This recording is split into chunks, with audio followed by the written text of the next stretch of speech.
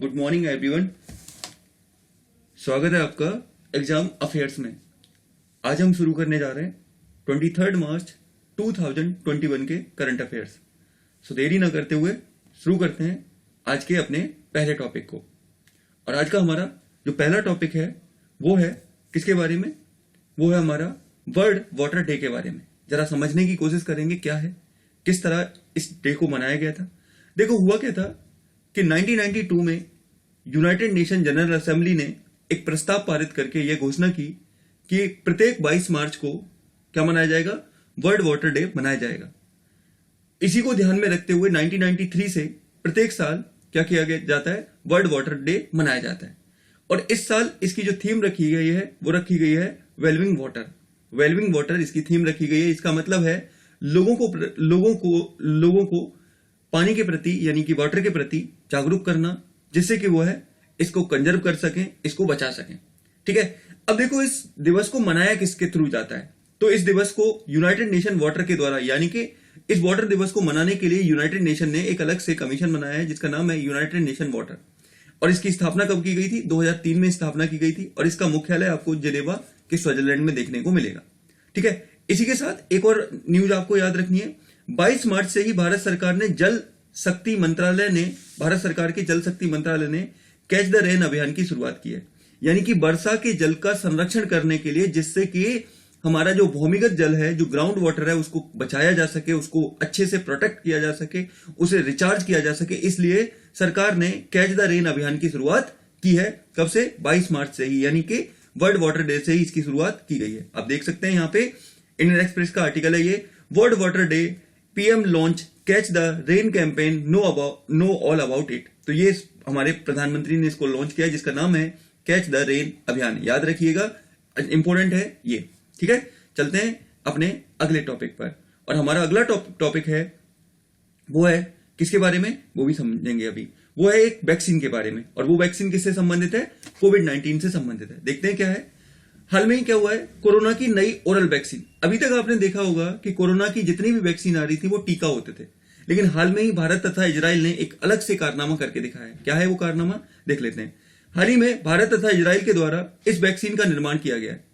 भारतीय company प्रेमास biotech तथा Israel की कंपनी ओरामेड फार्मास्यूटिकल ने इस वैक्सीन को बनाया है। यानी कि भारत की कंपनी प्रेमास बायोटेक और इजराइल की कंपनी ओरामेड फार्मास्यूटिकल ने इसको बनाया है। और ये क्या है?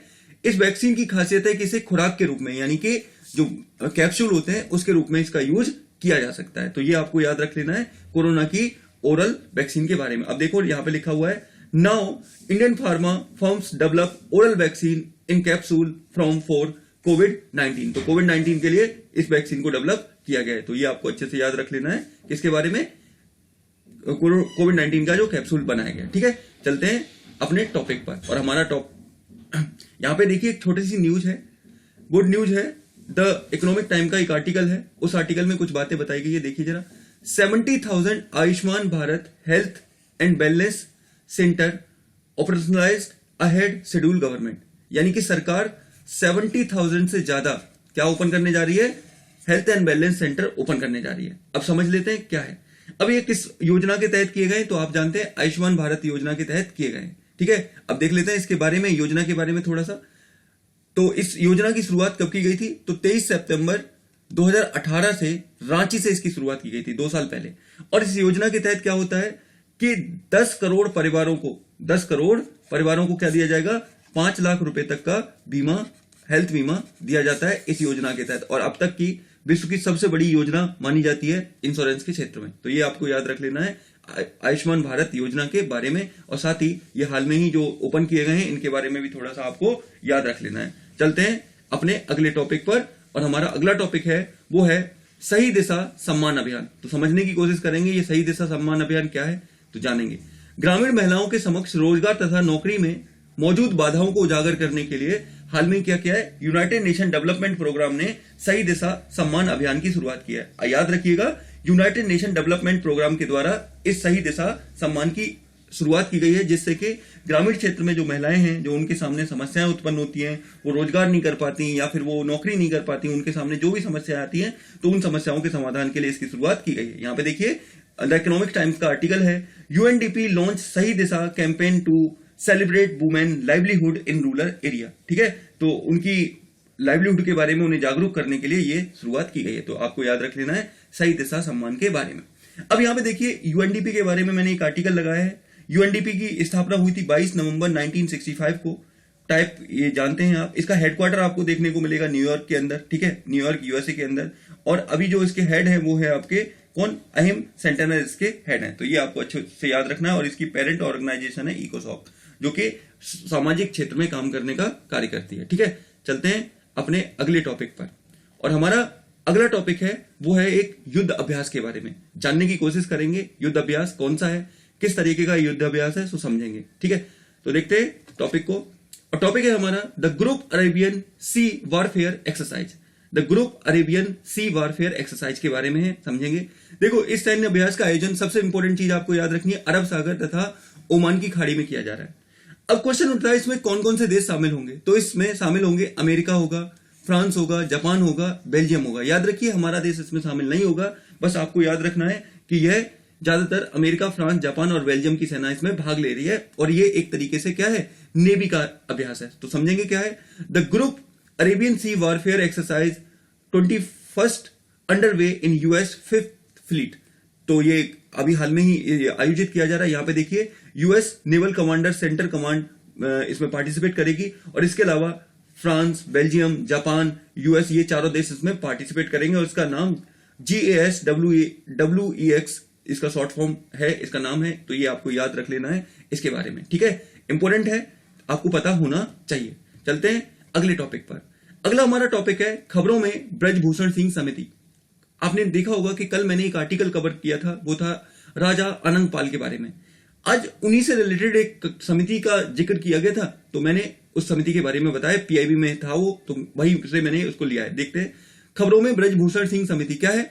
हाल में ही राजा अनंगपाल द्वितीय की विरासत को पहचानने के लिए केंद्र सरकार ने इस समिति का गठन किया है। और इस समिति का अध्यक्ष किसको बनाया गया है, गोंडा से बीजेपी के सांसद है जिनका नाम है ब्रजभूषण सिंह, उन्हीं को इस समिति का अध्यक्ष बनाया गया है। और ये पहचान करेंगे कि अनंगपाल द्वितीय जो थे, जिन्होंने अपनी महत्वपूर्ण भूमिका थी इनकी 8 से मतलब तोमर राजवंश के काफी महत्वपूर्ण राजा थे, उनके बारे में जानने की कोशिश करेंगे। याद रखिए इन्हीं के द्वारा एक शहर बसाया गया था जिसका नाम था दिल्लिकापुरी। ठीक है, दिल्लिकापुरी। और बाद में इसी दिल्लिकापुरी को किस नाम से जानते हैं हम लोग, दिल्ली के नाम से जानते हैं। तो ये आपको अच्छे से याद रख लेना है ब्रजभूषण समिति के बारे में, जो कि राजा अनंगपाल द्वितीय से संबंधित है। चलते हैं अपने अगले टॉपिक पर। हमारा अगला टॉपिक है Ken Betwa link project. Very very important, मैं कह रहा हूं इस बार ये किसी न किसी एग्जाम में जरूर आएगा। तो क्या है, हाल ही में पीएम मोदी की मौजूदगी में केंद्रीय जल शक्ति मंत्री गजेंद्र सिंह शेखावत, उत्तर प्रदेश के मुख्यमंत्री योगी आदित्यनाथ और मध्य प्रदेश के मुख्यमंत्री शिवराज सिंह चौहान ने इस प्रोजेक्ट को लागू करने के लिए हस्ताक्षर कर दिया है। यानी कि अब इस प्रोजेक्ट को मंजूरी मिल चुकी है, केन और बेतवा प्रोजेक्ट को। समझेंगे आगे। अब इसमें होगा क्या, इस प्रोजेक्ट के तहत जो केन नदी है, केन नदी का जो सरप्लस वाटर है, अधिशेष वाटर है, वो बेतवा नदी में भेजा जाएगा। अब बेतवा नदी में भेजा जाएगा, क्यों भेजा जाएगा, तो इसके पीछे रीजन है। आप जानते हैं कि बुंदेलखंड वाला जो रीजन है, जिसमें यूपी के कुछ डिस्ट्रिक्ट आते हैं और कुछ मध्य प्रदेश के डिस्ट्रिक्ट आते हैं, इस क्षेत्र में सूखा काफी ज्यादा पड़ती है। तो सूखा से निपटने के लिए तो क्या किया गया, इन दोनों रिवर्स को आपस में जोड़ा जाएगा। ठीक है, इन दोनों रिवर्स को जोड़ा जाएगा, जिससे उत्तर प्रदेश के 4 व मध्य प्रदेश के 5 जिलों को काफी ज्यादा लाभ होगा। सिंचाई के लिए जल मिलेगा, पेयजल मिलेगा, और इसी के साथ साथ इससे विद्युत उत्पादन भी होगा। तो काफी महत्वपूर्ण है केन बेतवा लिंक प्रोजेक्ट। अभी हम इसको मैप में भी समझेंगे। यहां पे इंडियन एक्सप्रेस का आर्टिकल है, देखिए, explain what is the Ken Betwa link project, which regions will benefit from it. तो आपको मैंने बता दिया, वो बुंदेलखंड वाला रीजन होगा, जिसमें मध्य प्रदेश तथा उत्तर प्रदेश दोनों के ही जिले को काफी ज्यादा इससे फायदा होगा। ठीक है, तो ये आपको अच्छे से याद रखना है केन बेतवा लिंक प्रोजेक्ट के बारे में।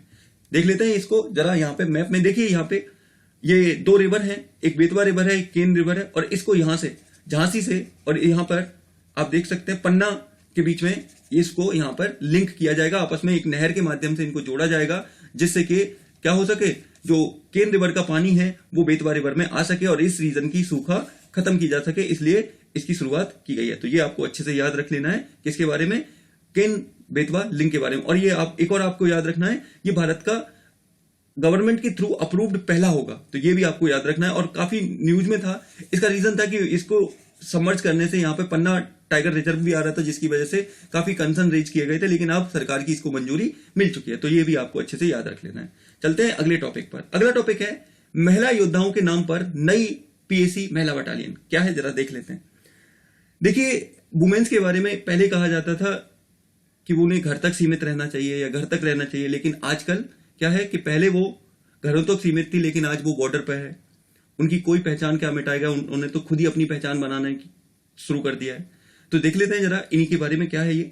हाल ही में उत्तर प्रदेश के मुख्यमंत्री श्री योगी आदित्यनाथ ने स्वतंत्रता सेनानी रानी अवंतीबाई लोधी, उदा देवी तथा झलकारी बाई के नाम पर बटालियन बनाने की बात की है। यानी कि अब एक महिला बटालियन बनाई जाएगी पीएसी की, जिसमें 3 योद्धाओं के नाम होंगे। और वो 3 योद्धा कौन है? अवंतीबाई लोधी, उदा देवी, झलकारी बाई के नाम पर बटालियन बनाई जाएगी। याद रखना है अच्छे से। अब ये है क्या, इससे होगा क्या? तो आपको याद रखना है कि वुमेन एम्पावरमेंट के क्षेत्र में उत्तर प्रदेश सरकार की एक महत्वपूर्ण पहल है, जिससे न सिर्फ वुमेन्स इन बटालियंस के प्रति आकर्षित होंगी तथा वो सेना व पुलिस का हिस्सा बनकर अपनी सेवाएं देंगी। तो ये महत्वपूर्ण काम किया है उत्तर प्रदेश सरकार ने। ये देखिए, रिपब्लिक भारत का आर्टिकल है, Yogi government lays foundation stone of PAC women battalions residential complex. तो ये आपको याद रख लेना है यहाँ पे। चलते हैं अपने अगले टॉपिक पर, और अगला टॉपिक है हमारा अभ्यास प्रश्न। देखेंगे क्या है ये अभ्यास प्रश्न का क्वेश्चन है, राजस्थान की मुख्यमंत्री चिरंजीवी योजना का मुख्य लक्ष्य क्या है? यानी कि what is the main goal of Rajasthan chief minister Chiranjeevi Yojana. Option ए है छात्रों के लिए कोई नई योजना है, ऑप्शन बी है हेल्थ बीमा योजना है, ऑप्शन सी है राज्य के श्रमिकों के लिए राज्य में कार्य देने की योजना है, या डी है इनमें से कोई नहीं। जो भी इसका आंसर हो कमेंट बॉक्स में दीजिएगा। और कैसा लगा वीडियो, एनिमेशन इफेक्ट के साथ वीडियो जो मैंने ऐड किए हैं उनके साथ, प्लीज अपना कमेंट भी दीजिए कि कैसा लगा। अगर ऐसा ही कंटिन्यू करना है तो मैं ऐसा ही कंटिन्यू करूंगा। बताइए कैसा लगा आपको वीडियो, और अगर चीजें पसंद आ रही हैं तो आपको क्या करना है, लाइक शेयर सब्सक्राइब, जिससे कि ये चैनल ग्रोथ करे, आगे बढ़े, और हम ऐसा ही अपनी जो वीडियोस हैं वो देते रहें आपको। तो मिलते हैं ऐसे ही किसी नई वीडियो में, तब तक के लिए आप सभी का धन्यवाद। God bless you all of you.